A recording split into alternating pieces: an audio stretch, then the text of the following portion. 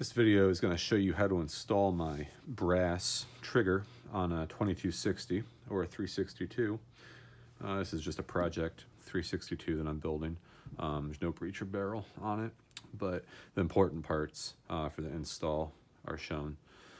So the first thing that you have to do is remove the stock, and to remove the stock you have to pull the safety out.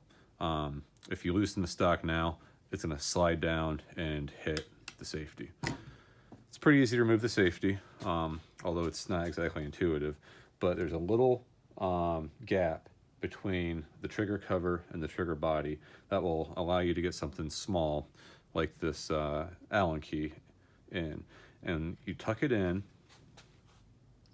and you push the safety lever forward. And doing that will allow the safety to just pop right out. When I dropped on the ground, where'd it go? After you do that, the stock, and it's the same deal for 2260, 362, different screw that holds the stock on, but same principle. On a 362, it's a 5/32 hex, and just unscrew that. And now the trigger, or the stock, will come right off. I don't have this completely secured because there's no hammer cover installed, but there'll be a screw here and a screw up here. Remove this one, which is not that hex. It should be probably 3/32. Yeah, 3/32 hex up front. And that gets the trigger frame off. Then it's held in with two screws here. I only have one in, but remove both those screws.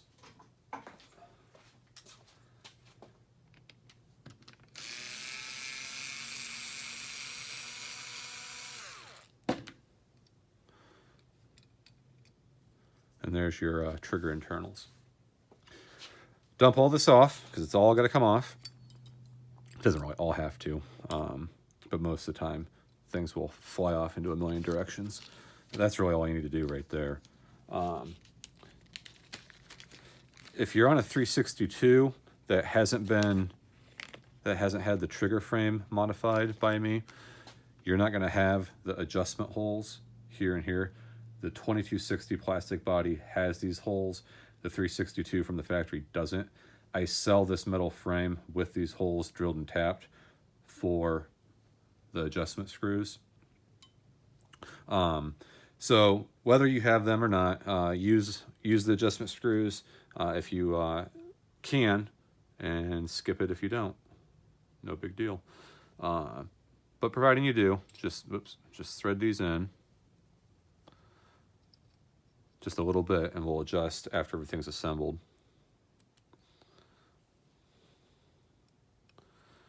And if you didn't catch that, the 2260 ships with a plastic body, and the 362 ships with a nice metal body, although the cover is still plastic. I'm probably going to start machining metal versions of these at some point.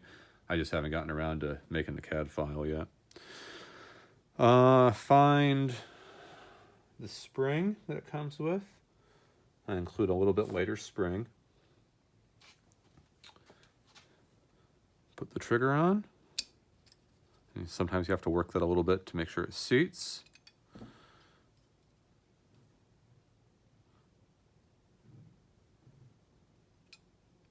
Safety spring. And that's it. And then it's just a simple reassembly. Do that.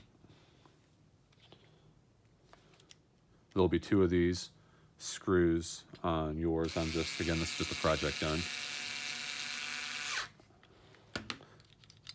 And then you can adjust your stop screw. What I like to do is hold the trigger in, and then this will adjust the stop however you want. And this one is the opposite.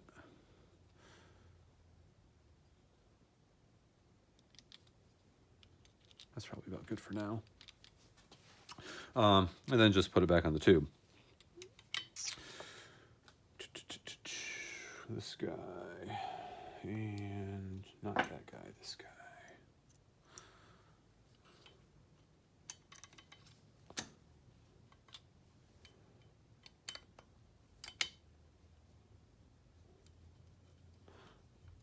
And you would do both the front and rear on yours, but I'm not doing that because this is just for demonstration. Put the stock back on.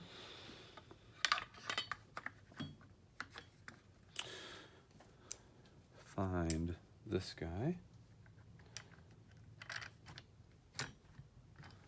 And your 5/32.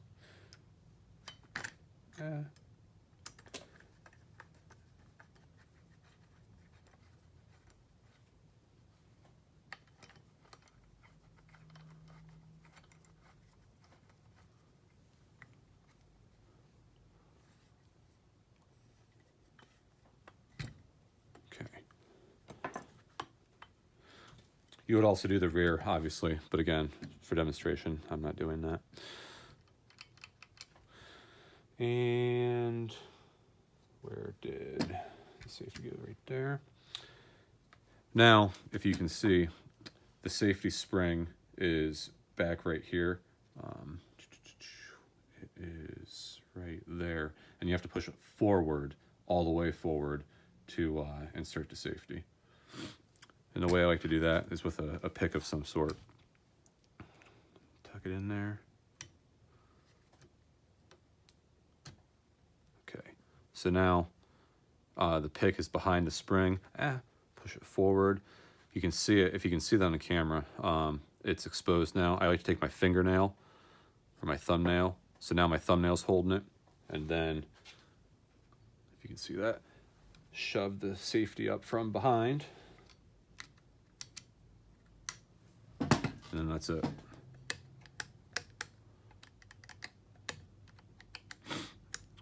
And that's all it is. It's I guess it's impossible. It's impossible to adjust the trigger with the stock on. So you're gonna have to do adjustments to get it exactly how you like it before you put the stock on. As you could see, my kit comes with the trigger, the spring. This is the OEM spring, but it comes with a spring and then there's 2 set screws. And then use the set screws if you can. If you don't have the holes for it, you can buy my modified frame, or you could try to do it yourself, although it takes a bit of precision. I have to do it on the mill in a vise because you don't have much room to work with. But that's it. Email me if you have questions.